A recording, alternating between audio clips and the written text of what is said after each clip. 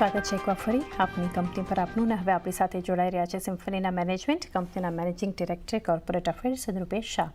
Sir good afternoon, સ્વાગત છે આપનું શો પર રૂપેશ સર. અને સૌથી પહેલાં સર એક શરૂઆત કરવા માગીશું. ઓવરઓલ અગર જોઈએ તો Q1 એક કંપની માટે થોડું વીક રહ્યું છે. અહીંયાથી રેવન્યુમાં સર એક સ્ટીપ ફોલ આપણે જોઈ રહ્યા છે ઓફ 36% વાય બેસિસ પર. અર્લી મોન્સૂનની ઇમ્પેક્ટ અને સમર ડિમાન્ડ પર તમે ઓવરઓલ જોઈ રહ્યા છો અને કઈ રીતે અત્યારે જે છે એક આઉટલુક રહેશે for upcoming quarters? Thank you.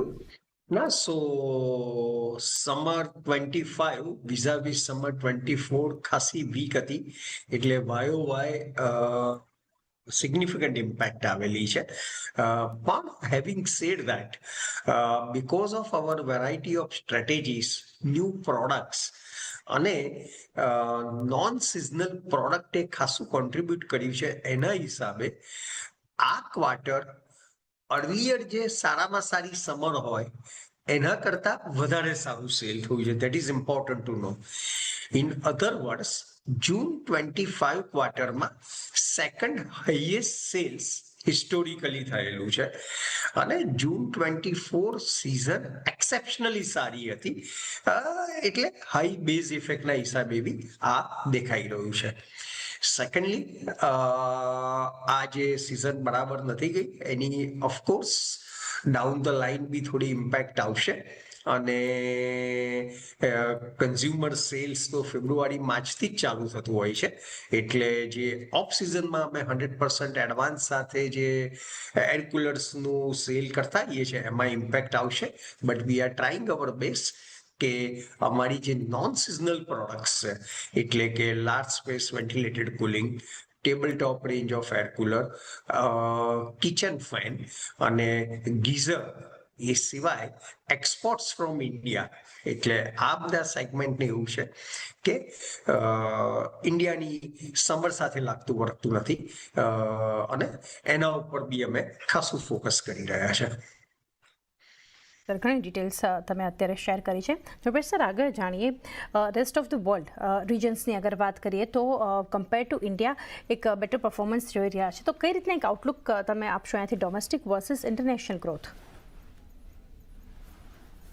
એટલે ઇન્ટરનેશનલી અમારું જે GSK ચાઇના છે, it is registering very strong momentum, very strong growth to an extent. GSK ચાઇનામાં એટ ધ પીક ઇન્ડિયાએ એની વર્કિંગ કેપિટલ અને લોસ ફંડિંગ માટે લગભગ 60 કરોડની લોન આપેલી હતી, પણ એમાંની મોર દેન 50% GSK ચાઇનાએ એના ઇન્ટરનલ એક્રુઅલમાંથી અને એને જે IPR સેલ ટ્રાન્ઝેક્શન કર્યું એમાંથી રિટર્ન કરી દીધા છે અને હવે લોન આઉટસ્ટેન્ડિંગ માત્ર 27 કરોડ રહે છે. અને એમાં અમે એવું એક્સપેક્ટ કરીએ છીએ કે મોટા ભાગની એ અમાઉન્ટ પણ આ યર એન્ડ સુધીમાં સિમ્ફની ઇન્ડિયા પાસે પાછી આવી જશે. As far as Inco Mexico is concern, ત્યાં 3 કોન્ઝિક્યુટિવ બમ્પર સિઝન પછી આ સમર એટલી સારી નથી, એટલે ત્યાં પણ સબડ્યુડ પરફોર્મન્સ છે. ક્લાઇમેટ ટેકનોલોજી ઓસ્ટ્રેલિયા, ત્યાં અમારી જે ટ્રાન્સફોર્મેશનની આખી પ્રોસેસ હતી એ એકદમ કમ્પ્લીટ થઈ ગયેલી છે.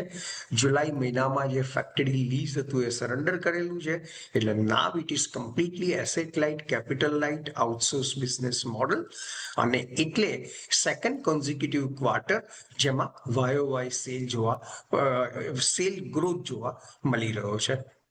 ડેફિનેટલી. સર, અમુક માર્કેટ્સની તમે જે વાત કરી, બટ ઇન્ટરનેશનલી જોઈએ તો કંપનીનું જે અહીંયાથી કોન્સન્ટ્રેશન છે on high growth and high margins market, કોઈ સ્પેસિફાઈ રીજન છે જેના પર વધારે અહીંયાથી ફોકસ કરશો તમે? એટલે એક તો અમારું જે બ્રાઝિલ છે ત્યાં આગળ ખાસું ફોકસ છે, અને અમારી જે ઇન્ટરનેશનલ સબસિડરીઝ છે ત્યાં આગળ પણ હ્યુજ પોટેન્શિયલ છે, ઇન્ક્લુડિંગ મેક્સિકો, US અને ઓસ્ટ્રેલિયા અને મિડલ ઇસ્ટ. એટલે આ 5 જગ્યાએ અમે ખાસું અમારી રીતના પોટેન્શિયલને ટેપ કરવા માટેની બધું સ્ટ્રેટેજાઇઝ અને એક્શન પ્લાન કરી રહ્યા છે. સર, US માર્કેટ અગર જોઈએ તો અહીંયાથી it remains highly attractive prospect જે કંપની માટે. કરંટ એક્સપોઝર કેટલું છે કંપનીનું સર, અને growth outlook for US market કઈ રીતે તમે આપશો?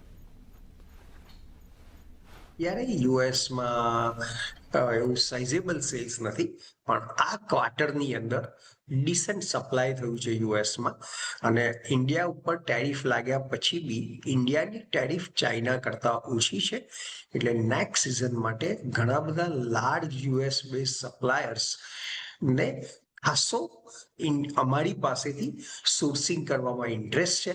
એ લોકોની જોડેના ડિસ્કશન બહુ સારી રીતે ચાલી રહ્યા છે.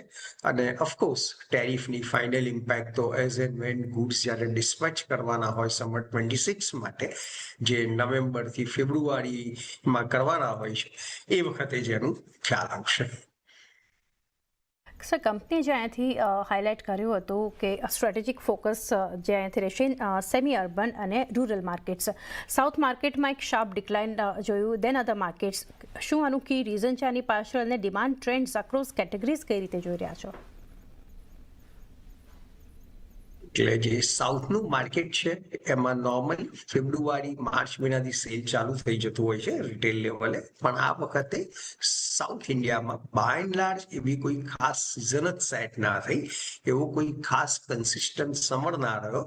એના હિસાબે not only Symphony but all summer related products badly suffered. As far as many other parts of the country, બીજા ઘણા બધા પાર્ટ્સની અંદર there were occasional intermittent rains during the summer plus early monsoon set in થયું. So same effect. Definitely.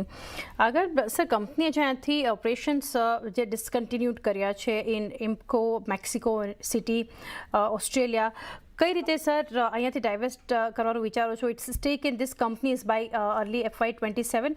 તે sir overall સમજવા માંગીશું, ને growth trajectory છે આફ્ટર સ્ટ્રેટેજિક રીસ્ટ્રક્ચરિંગ એ કઈ રીતે જોઈ રહ્યા છો?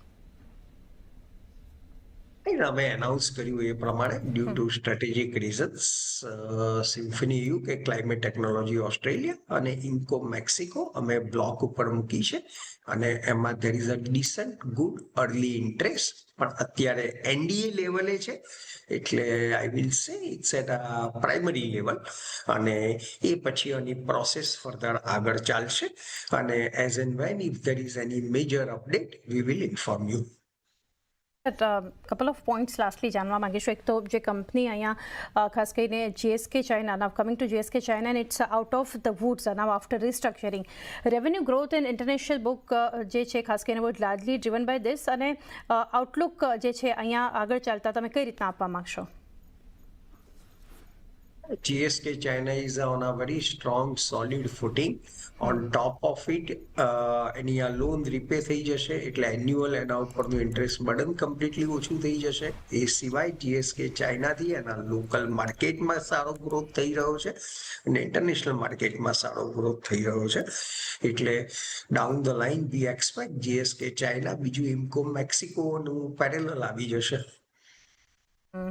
લાસ્ટલી સર, જાણી ઓવરઓલ ઘણી ડિટેલ્સ તમે નંબર્સના ફ્રન્ટ પર, યોજનાના ફ્રન્ટ પર આપી, બટ કઈ રીતનો એક guidance four coming quarters company માટે ઓવરઓલ તમે શેર કરવા માંગશો? As per our IR policy, we are not giving any forward-looking guidance. That's what I can say. Thank you sir. Nrupesh sir અમારી સાથે કનેક્ટ થયા, and best wishes for coming quarters. Thank you again. Thank you. તો સિમ્ફનીના management સાથે આપણે ચર્ચા કરી રહ્યા હતા સ્ટોક પ્રાઇસ પર. અત્યારે નજર કરી લઈએ 1048ની આસપાસ જોઈ રહ્યા છે. ડે સ્લો પર અત્યારે કાઉન્ટર પહોંચ્યું છે, 4% ઘટાડા સાથે કારોબાર થઈ રહ્યો છે. સાથે નજર કરી લઈએ એકવાર માર્કેટ તરફ. 24700ના લેવલ